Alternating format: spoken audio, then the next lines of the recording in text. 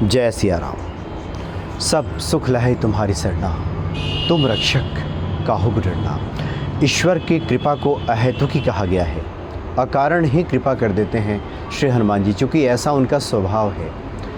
बाबा नीम करोली जी महाराज को लेकर ऐसे कई अलौकिक प्रसंग हैं जिसमें बाबा जी ने अकारण ही अपने भक्तों पर कृपा कर दी। जो लोग भी ईश्वर के उपासक रहे और जहाँ कहीं भी बाबा जी निकलते थे, ऐसा हो नहीं सकता था कि ईश्वर के उपासकों पर उनकी नज़र ना पड़े। जो लोग भी ईश्वर के उपासक हैं, वृंदावन के एक संत की कथा बहुत प्रचलित है। वृंदावन में बाबा जी जब प्रवास करते थे तो अक्सर बिहारी जी के दर्शन के लिए जाया करते थे। बिहारी जी के दर्शन के जहाँ पे जो मुख्य दरवाज़ा है, उसके मुख्य दरवाजे पर उन्होंने देखा कि एक संत वहाँ पे बैठे हुए हैं। दरअसल वृंदावन में वो संत काफ़ी समय से रह रहे थे।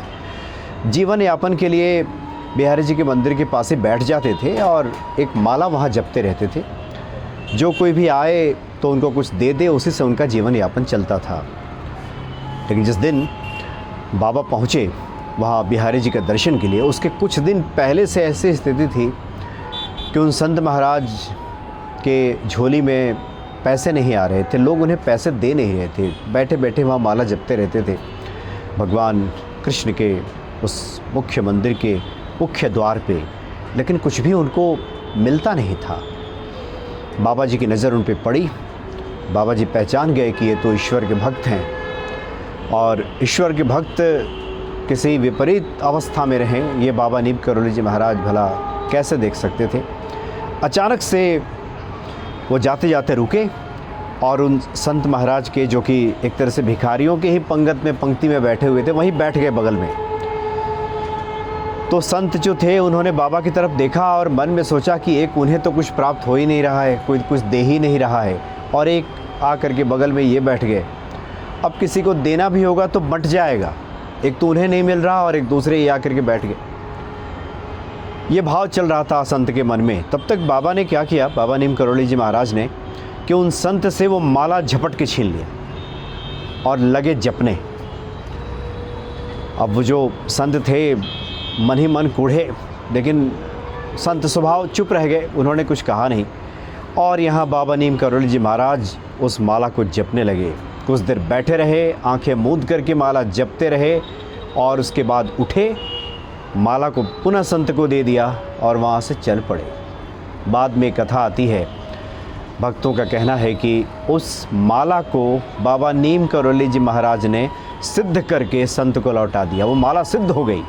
उसके बाद जब जपना शुरू किया उन संत ने, उसके बाद ये बात आती है वृंदावन में कि उन संत की निर्धनता जाती रही। जितना वो चाहते थे कि जीवन यापन हो जाए, उसे कई गुना उनके पास आने लगा। बाद में तो काफ़ी संपन्न अवस्था में वो संत वहाँ पहुँच गए। बाबा नीम करोली जी महाराज की ऐसी कृपा रही।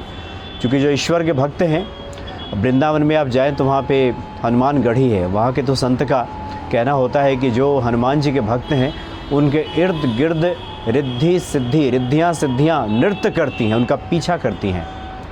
हनुमान जी के भक्तों के लिए कुछ भी दुर्गम, कुछ भी मुश्किल, कुछ भी असंभव ऐसा नहीं रहता।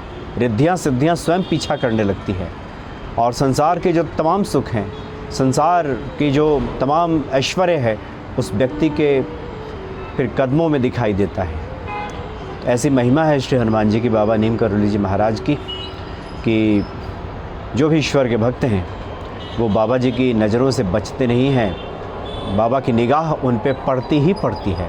समय जो लगे, धैर्य धारण करके जो लोग भी श्री हनुमान जी की शरण में हैं, हनुमान जी की उपासना करते हैं, पूजा करते हैं, उनका दर्शन करते हैं और बाबा नीम करोली महाराज को याद कर लेते हैं, उनके समस्त दुख दूर हो जाते हैं, और जो भी उन्हें चाहिए सब प्राप्त हो जाता है इस संसार में।